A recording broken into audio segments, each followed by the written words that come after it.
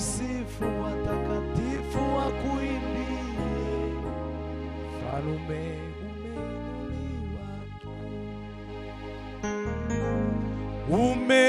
umeinuliwa, umeinuliwa juu. Umati na ukusifu, watakatifu wakuimbie. Mfalme umeinuliwa juu. Ushizwe hejuru, ushizwe hejuru. Amanga na kuririmbe, nabera baguhimbaze. Mwami ushimwe.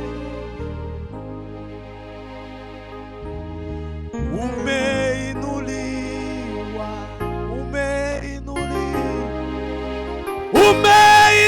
umeinuliwa juu. Umati na ukusifu, watakatifu wakuimbie. Mfalme umeinuliwa juu. Ushizwe hejuru, ushizwe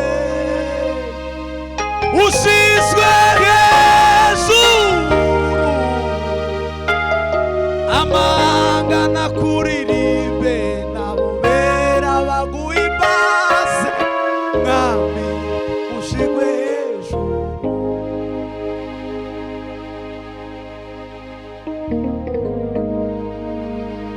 Nitaingia lango lake na sifa moyoni. Nitaingia kwa shangwe kuu. Nitasema ni siku njema Bwana ameifanya.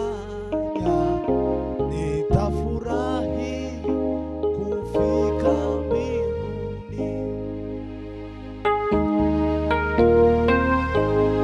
Nitaingia lango lake na sifa moyoni. Nitaingia kwa shangwe kuu. Nitasema ni siku njema Bwana ameifanya. Nitafurahi kufika mbinguni. Wakati nitajikuta mbinguni kwa Baba, nitajua ya ulimwengu nimeshayaacha. Haleluya, nitasifu kufika mbinguni. Hosana, nitaimba kwa shangwe.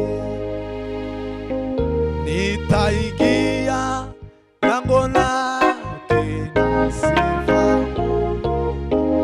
Nitaingia kwa shangwe kuu. Nitasema ni siku njema Bwana mbinguni.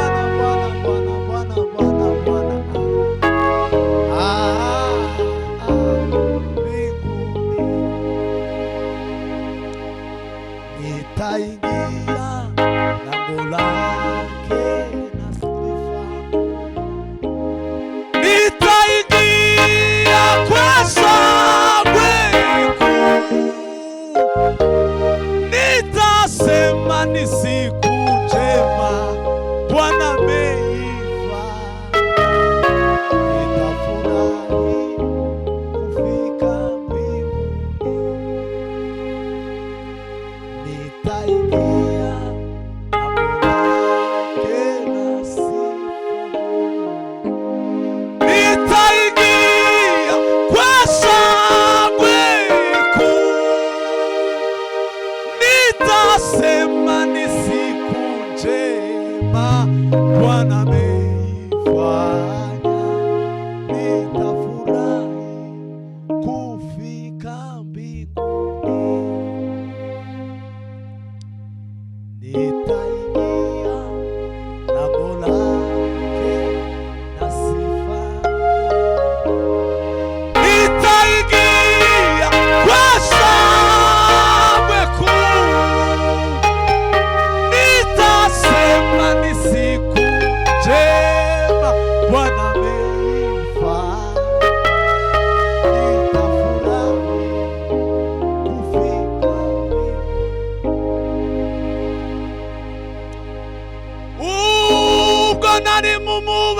mubabaro nambaje Uwiteka. Uwiteka arambona, Uwiteka arasubiza, ashiraho irengeye, anyuzuza amashimwe. Ndamushima kuko imbabazi ze zihoraho. Ndamushima kuko imbabazi ze zihoraho. Ubwo nari mu mubabaro nambaje Uwiteka. Uwiteka arambona, Uwiteka arasubiza, ashiraho irengeye, anyuzuza amashimwe. Ndamushima kuko imbabazi ze zihoraho. Kuko imbabazi zayo zihoraho iteka. Kuko imbabazi zayo zihoraho iteka.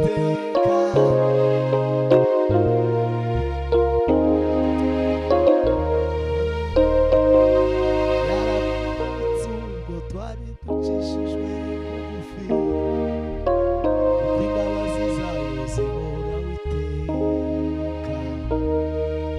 Yaratwibutse ubwo twari ducishijwe bugufi, kuko imbabazi zayo zihoraho iteka.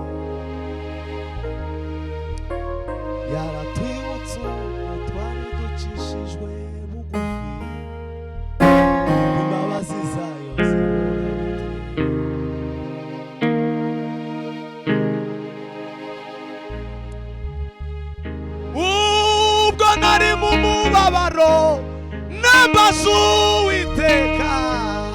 Uwiteka arambona, Uwiteka arasubiza, ashiraho irengeye, anyuzuza amashimwe. Ndamushima kuko imbabazi ze zihoraho. Kuko imbabazi zayo zihoraho iteka. Kuko imbabazi zayo zihoraho iteka. Kuko imbabazi zayo zihoraho iteka. Kuko imbabazi zayo zihoraho iteka. Acha tuteseke, ulimwengu tutese, watu watushimange, watunene mabaya, hatutautupa ujasiri wetu. Tutaendelea kumfuata Yesu, adili tujaribiwavyo tunamua kiroho. Majaribu ni mtaji wa kuongeza imani, usinungunike kujaribiwavyo. Jua imani yako ipo kwenye kipimo. Mbona unalalamika uliachwa na mmeo? Mbona unanungunika uliyetengwa na wazazi? Hilo ni jaribu lako la kupasa ulishinde. Kumbuka safari yetu ilianzia msalabani. Jemadari wetu ni Yesu mwenyewe, yeye aliyeanzisha kazi mioyoni mwetu. Safari yetu yeye atatimiza.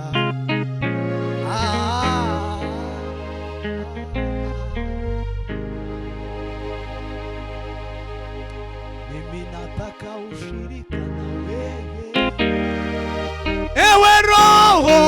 Mimi nataka ushirika na wewe Roho. Mimi nataka ushirika na wewe, ewe Roho. Mimi nataka ushirika na wewe Roho. Mimi nataka ushirika na wewe, ewe Roho. Mimi nataka ushirika na wewe. Ninataka ushirika na wewe.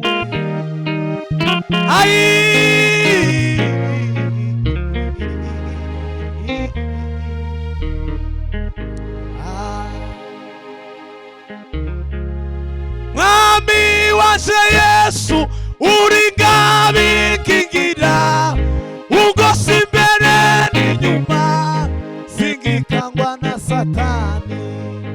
Ungosi imbere n'inyuma, singikangwa na Satani. Mwami wanje Yesu uringabi kingira, ungosi imbere n'inyuma, singikangwa na Satani. Ungosi imbere n'inyuma, singikangwa na Satani. Mwami wanje Yesu uringabi kingira, ungosi imbere n'inyuma, singikangwa na Satani. Ungosi imbere n'inyuma, singikangwa na Satani. Satani kuko ari umwanzi, ateza ibibazo byinshi, ubupfuzi no kwigunga, ubukene ndetse n'indwara, gupfusha no kwiganyira, abanzi bahagurutse kungwanya. Ariko ijambo ryawe rikamkomeza umutima.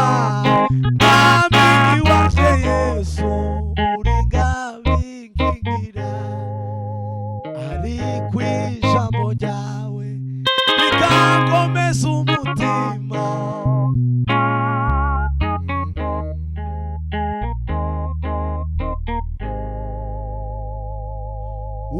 Uruwaje mukozi wanje we, umukwe nanje ngakubera umugeni.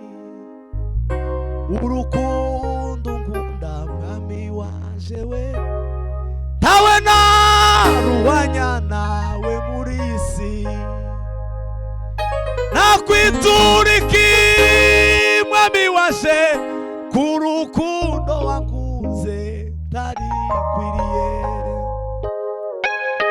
Urukundo ukunda mwami wanje, wataze ubuzima bwawe.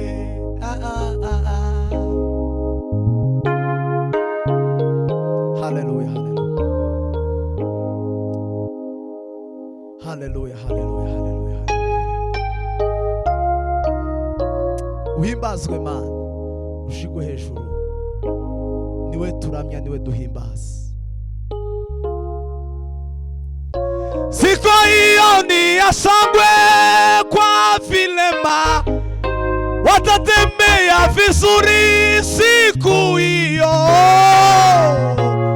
Wataruka kama ndama mazizini, ulemavu utakapotoweshwa. Siku hiyo ni ya shangwe kwa mabubu, wataongea vizuri siku hiyo. Watanena Bwana Yesu kwa vinywa vyao, watamusifu pamoja na malaika. Siku hiyo ni ya shangwe kwa mabubu, wataongea vizuri siku hiyo. Watasifu Bwana na vinywa vyao, watamusifu pamoja na malaika. Siku hiyo ni ya shangwe kwa vilema, watatembea vizuri kwa miguu yao. Wataruka kama ndama mazizini, ulemavu utakapotoweshwa. Siku hiyo ni ya shangwe kwa viwete, watasikia vizuri siku hiyo.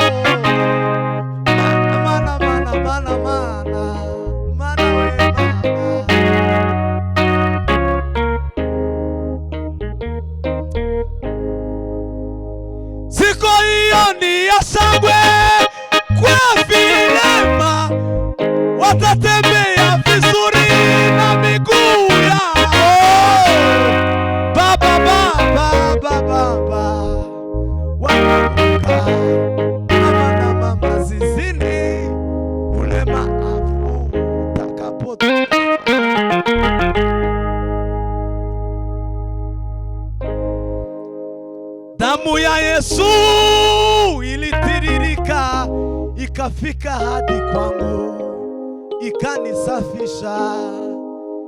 Ndiyo maana wazungu na weusi, kabila na lugha zote tu wana wa Mungu. Haikukoma kutiririka ikafika hadi Minembwe ikatusafisha. Haikukoma kutiririka ikafika hadi Nairobi ikawasafisha.